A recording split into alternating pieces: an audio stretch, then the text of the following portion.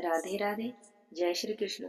भगवान लक्ष्मी नारायण का आशीर्वाद सब पर बना रहे और सभी स्वस्थ और सुखी रहें, इसी मंगल कामना के साथ सुनते हैं आज के अध्याय की कथा।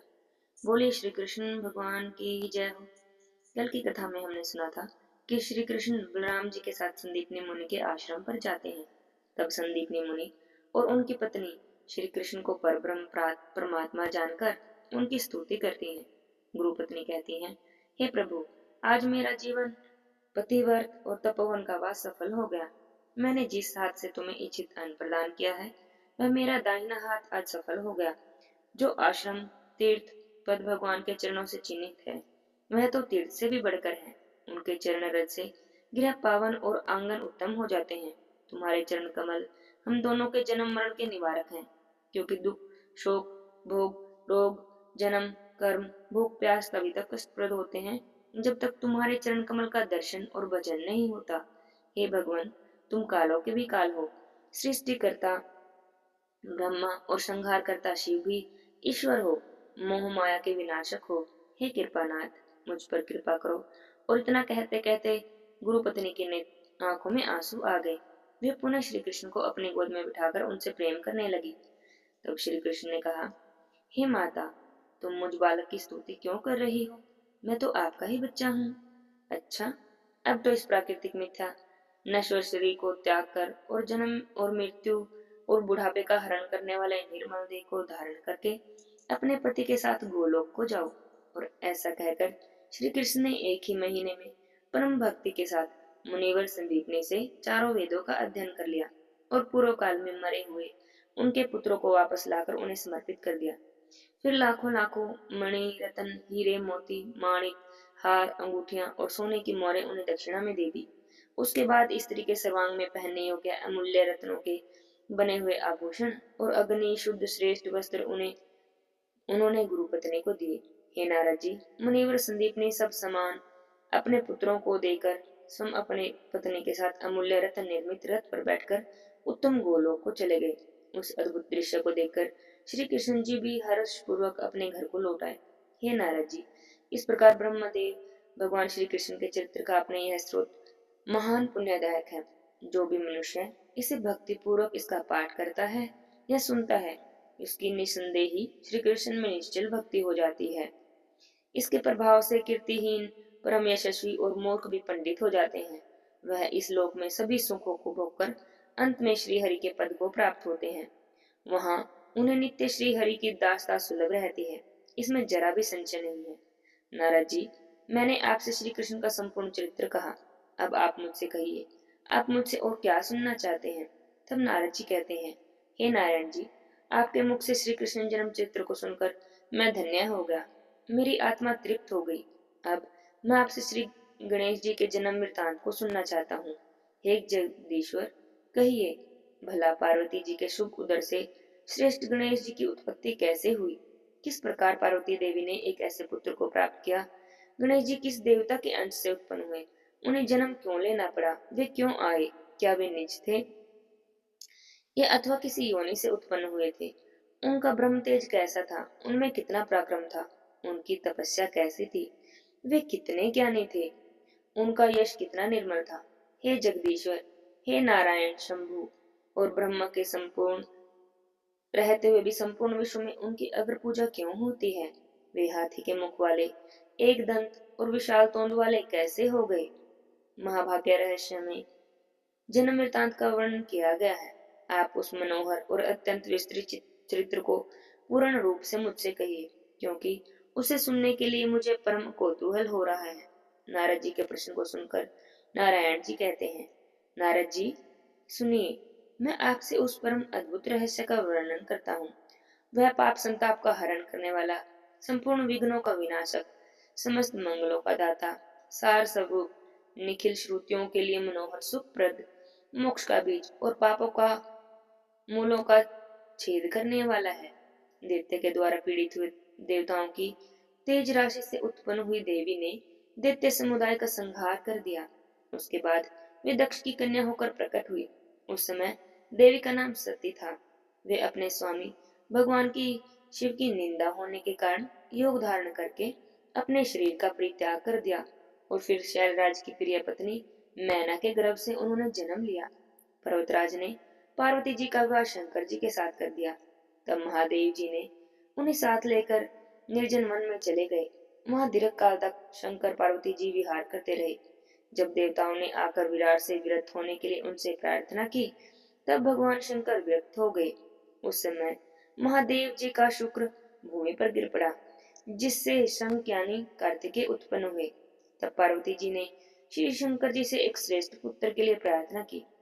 तब महादेव जी ने पार्वती जी से कहा, हे पार्वती देवी सुनो, मैं तुम्हें उपाय बताता हूँ, उससे तुम्हारा परम कल्याण होगा, क्योंकि त्रिलोकी में उपाय करने से ही कार्य की सिद्धि होती है। मैं तुमसे जिस उपाय का वर्णन करूंगा वह संपूर्ण अभीष्ट सिद्ध का बीज रूप है, परम मंगलदायक है और मन को हर्ष प्रदान करने वाला है। हे देवी, तुम श्री हरि की आराधना करके व्रत का आरंभ करो। 1 वर्ष तक इस व्रत का अनुष्ठान करना होगा। इस व्रत का नाम पुण्याकर है। यह महाकठोर बीज कल्पत्रु के समान अभीष्ट चिंतन, दाता पुत्र पद और संपूर्ण संपत्तियों को देने वाला है।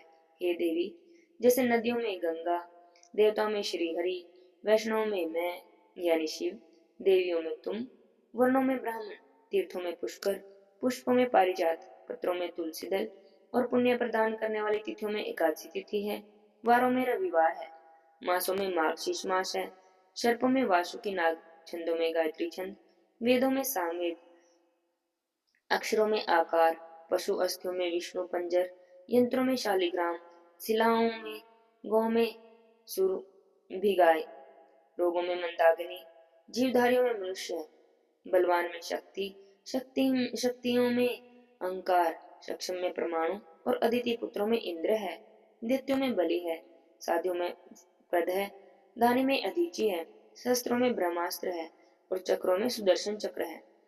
मनुष्यों में रामचंद्र और धनुर्धर धारियों में लक्ष्मण जी श्रेष्ठ हैं। जैसे श्री कृष्ण सर्वाधिपन अभीष्ट हैं, उसी प्रकार पुण्य व्रत संपूर्ण व्रतों में श्रेष्ठ है। इसलिए हे महाभाग्य, तुम इस व्रत का अनुष्ठान करो, क्योंकि यह व्रत तीनों लोकों में दुर्लभ है। इस व्रत के पालन करने से तुम्हें संपूर्ण वस्तुओं का सार स्वरूप पुत्र प्राप्त होगा। इस व्रत के द्वारा संपूर्ण प्राणियों के मनोरथ सिद्ध करने वाले श्री कृष्ण भगवान जी की आराधना की जाती है, जिनकी आराधना करने से मनुष्य अपने करोड़ों पितरों के साथ मुक्त हो जाता है। जो मनुष्य विष्णु मंत्र ग्रहण करके श्री हरि की सेवा करता है, वह भारतवर्ष में अपने जन्म धारण को सफल कर लेता है। वह अपने पूर्वजों का उद्धार करके निश्चय ही वैकुंठ में जाता है और श्री कृष्ण का पार्षद होकर वहां पर सुख भोग कर आनंद का उपभोग करता है। वह भक्त अपने भाई बंधुओं और साथी और अपनी स्त्री का उद्धार करके श्रीहरि के परम पद को प्राप्त हो जाता है। इसलिए हे गिरिजे, तुम इस परम दुर्लभ विष्णु मंत्र को ग्रहण करो और व्रत काल में इसी मंत्र का जप करो, क्योंकि यह पितरों की मुक्ति का कारण है। और ऐसा कहकर भगवान शंकर देवी गिरजा के साथ तुरंत ही गंगा तट पर गए। वहां उन्होंने प्रसन्नता से कवच और स्तोत्र सहित मनोहर विष्णु मंत्र पार्वती जी को बतलाया। मुने उसके बाद पार्वती जी से पूजा की विधि और नियमों का उल्लेख किया। नारायण जी कहते हैं, हे नारद जी, पुण्यव्रत का विधान सुनकर पार्वती जी का मन तो प्रसन्न हो गया। उसके बाद उन्होंने व्रत की संपूर्ण विधि के विषय में प्रश्न करना आरंभ कर दिया। पार्वती जी ने पूछा, हे नाथ, आप वेद वेत्ताओं में श्रेष्ठ हैं, करुणा के सागर हैं, परात्परम हैं। हे दीनबंधु, इस व्रत का सारा विधान मुझसे कहिए। हे प्रभु, कौन कौन से द्रव्य और व्रत इस फल में उपयोगी होते हैं, इसका क्या समय है, इसमें किस नियम का पालन करना पड़ता है, इसमें आहार का क्या विधान है और क्या फल प्राप्त होता है, ये सब मुझसे विनम्र सेविका से वर्णन कीजिए। साथ ही एक उत्तम पुरोहित, पुष्प एकत्रित करने के लिए, ब्राह्मण सामग्री जुटाने के लिए प्रतियों को भी नियुक्त कर दीजिए। इसके अतिरिक्त और जो भी व्रत उपयोगी वस्तुएं हैं जिन्हें मैं नहीं जानती, वह सब भी एकत्रित करा दीजिए, क्योंकि स्त्रियों के लिए तो स्वामी ही सब कुछ प्रदान करते वाले होते हैं। स्त्रियों के 3 अवस्थाएं होती हैं, कुमार, युवा और वृद्ध। कुमार अवस्था में पिता, युवावस्था में पति और वृद्धावस्था में पुत्र सब तरह से पालन करने वाले होते हैं। हे प्राणनाथ, आप तो सर्वात्मक शाली हैं, सर्व साक्षी और सर्वज्ञ हैं। अतः अपने आत्मा की निवृत्ति का कारणभूत एक श्रेष्ठ पुत्र मुझे प्रदान कीजिए। हे भगवान, यह तो मैंने अपनी जानकारी के अनुरूप आप जैसे महात्मा से निवेदन किया है। आप तो सबके आंतरिक अभिप्राय के ज्ञाता हैं और परम ज्ञाता हैं। भला मैं आपको क्या समझा सकती हूँ। और ऐसा कहकर पार्वती देवी ने प्रेम पूर्वक अपने पति के चरणों में माथा टेक दिया। तब कृपा सिंधु भगवान शिव कहने लगे, महादेव जी ने पार्वती जी से क्या कहा, यह हम अगले अध्याय की कथा में सुनेंगे।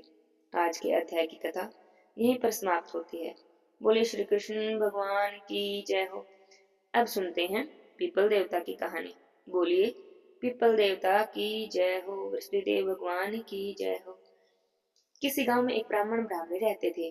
ब्राह्मण का पीपल की सेवा करने का नियम था।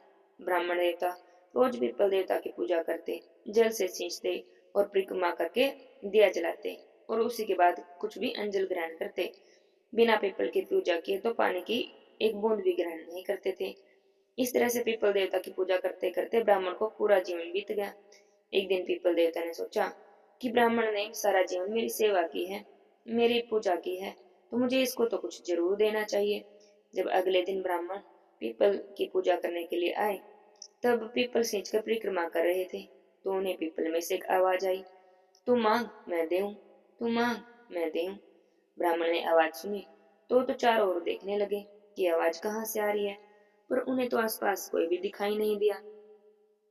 अब ब्राह्मण देवता तो आश्चर्य में पड़ गए। इसके बाद तो रोज ऐसे ही होने लगा कि जब भी ब्राह्मण देवता पीपल की पूजा करने जाते, तो रोज पीपल में से ऐसे ही आवाज आती कि तू मांग मैं देऊं, तू मांग मैं देऊं।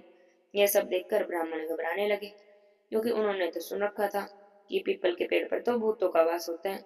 तब उन्होंने सोचा कि कहीं यह आवाज किसी भूत प्रेत की तो नहीं। तो ब्राह्मण देवता तो घबराकर अपने घर आ जाते। घर आकर भोजन भी नहीं करते। करते करते काफी दिन ऐसे ही हो गए। तो एक दिन ब्राह्मणी ने देखा और ब्राह्मण से पूछने लगी कि ब्राह्मण देवता किस चिंता में बैठे हो, क्या बात है। तब ब्राह्मण ने सारी बात कह सुनाई। तो ब्राह्मणी बोली, अरे आप तो बहुत भोले हो। पीपल के पेड़ पर भूतों का वास नहीं, बल्कि पीपल के पेड़ में तो ब्रह्मा विष्णु और महेश का वास होता है, पितरों का वास होता है, लक्ष्मी जी का वास होता है। हो सकता है कि यह आवाज भगवान की हो, भगवान आपकी भक्ति से प्रसन्न हुए हों।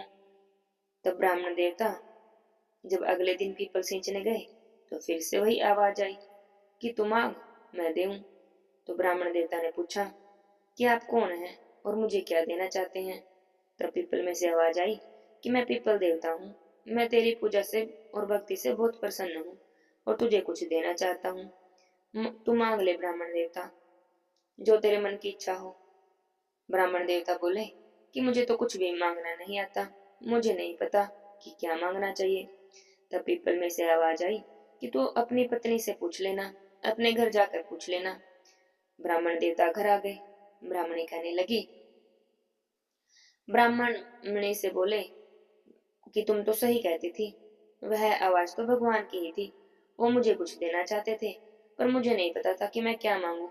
तो ब्राह्मणी बोली कि आप पीपल देवता से कहना कि मुझे 9 करोड़ की माया दे, 16 साल की काया दे, बेटा दे, पोता दे, भरा पूरा परिवार दे, सारे सुख दे।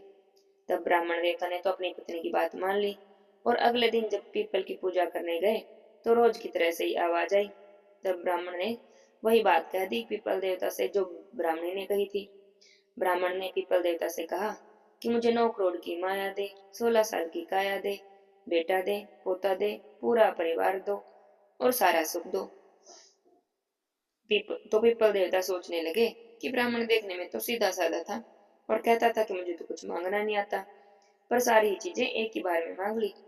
फिर बोले कोई बात नहीं, तूने जो भी मांगा है मैं सब तुझे देता हूँ। अब ब्राह्मण देवता थोड़ी देर तो वहां पर खड़े रहे, लेकिन जब उनके हाथ में कुछ नहीं आया तो निराश होकर वापस अपने घर को आने लगे और मन ही मन सोचने लगे कि पीपल देवता कहते तो थे कि तुझे सब देता हूँ, पर दिया कुछ नहीं। और इसी तरह अपने विचारों में मगन चले आ रहे थे और अपनी कुटिया से आगे निकल गए। तो उन्होंने ध्यान भी नहीं दिया और कि उनकी कुटिया की जगह अब एक आलीशान महल खड़ा था। अब जब अपने घर से आगे निकल गए, तो पीछे से ब्राह्मणी ने आवाज लगाई कि कहाँ जा रहे हो ब्राह्मण देवता। ब्राह्मण ने पीछे मुड़कर देखा तो एक सजी धजी औरत खड़ी थी और रेशम जरी की साड़ी पहन रखी थी। बहुत सारे गहने पहन रखे थे। ब्राह्मण देवता तो इस भेष में अपनी पत्नी को पहचान ही न सके। तो ब्राह्मणी ने दोबारा आवाज लगाई, कहने लगी कि कहाँ जा रहे हो, अपने घर क्यों नहीं आते? तब ब्राह्मण ने कहा कि तुम्हारा वेश कैसे बदल गया, तुम्हारे इतने सुंदर गहने कपड़े कहाँ से आए? तब ब्राह्मणी बोली कि पीपल देवता का आशीर्वाद है, पीपल देवता ने ही आपकी सारी मनोकामना पूरी कर दी, जो भी आपने मांगा था सब दे दिया। तब ब्राह्मण देवता पूछने लगे, लेकिन हमारी कुटिया कहाँ गई और यह महल किसका है? तो ब्राह्मणी बोली, आप अंदर तो चलो, सब पता चल जाएगा। ब्राह्मण देवता अंदर गए तो क्या देखते हैं, बहुत बड़ा परिवार हो रहा है। बेटे पोते नाती दोते सब घूम रहे हैं।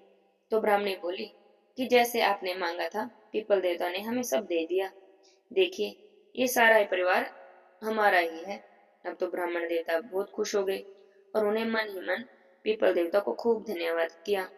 हे पीपल देवता, जैसे आपने ब्राह्मण की मनोकामना पूरी की, वैसे ही आपकी पूजा करने वाले, ये कथा पढ़ने वाले, कथा सुनने वाले और हुंकारा भरने वाले सबकी मनोकामनाएं पूरी करना।